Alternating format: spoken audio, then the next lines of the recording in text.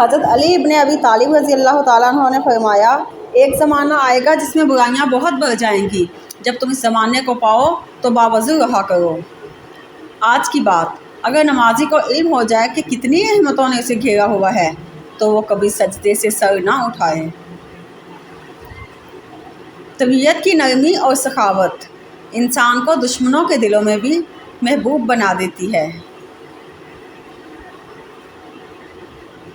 حضرت علی رضی اللہ تعالیٰ عنہ سے پوچھا گیا کہ آپ کی پسند اور دل کی چاہت کیا ہے؟ فرمایا، شدید گرمی کا زمانہ ہو، لمبے لمبے دن ہوں، شدت کی بھوک ہو، غضب کی پیاس ہو اور میں اللہ کے لیے روزے کی حالت میں ہوں۔ خوشی انسان کو اتنا نہیں سکھاتی جتنا غم سکھاتے ہیں۔ اگر لوگوں کو عزت دینا اور معاف کرنا تمہاری کمزوری ہے تو تم دنیا کے سب سے زیادہ طاقتور انسان ہو۔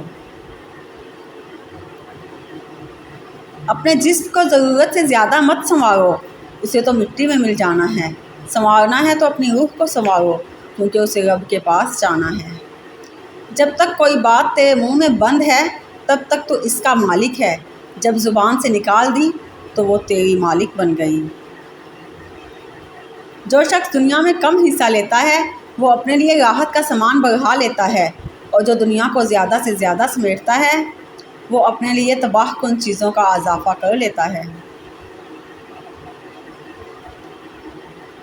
حضرت علی رضی اللہ تعالیٰ عنہ نے فرمایا، جب بے زر ہو جاؤ تو صدقے سے اللہ کے ساتھ تجارت کرو۔ جب تم نے کسی سے محبت کی ہے تو اس سے ذرا برابر بھی محبت نہ مانگو۔ تم نے محبت کی ہے، تجارت نہیں۔ جس درخت کی لکڑی نرم ہوگی اس کی شاخیں زیادہ ہوں گی، بس نرم طبیعت اور نرم گفتار بن جاؤ تاکہ تمہارے چاہنے والے زیادہ ہوں۔ مولا علی علیہ السلام۔ جس شخص کے دشمن نہ ہوں اور سب دوست ہوں اس جیسا منافق کوئی نہیں، کیونکہ دشمن اس کے ہوتے ہیں جو حق کی بات کہتا ہے۔ فرمانے مولا علی ہے، جو تمہیں خوشی کے موقع پر یاد آئے تو سمجھ لو کہ تم اس سے پیار کرتے ہو، اور جو تمہیں غم کی شدت میں یاد آئے تو سمجھ لو کہ وہ تم سے پیار کرتا ہے۔ حضرت علی رضی اللہ تعالیٰ عنہ سے پوچھا گیا کہ کیسے پتہ چلے گا کہ کون کتنا قیمتی ہے؟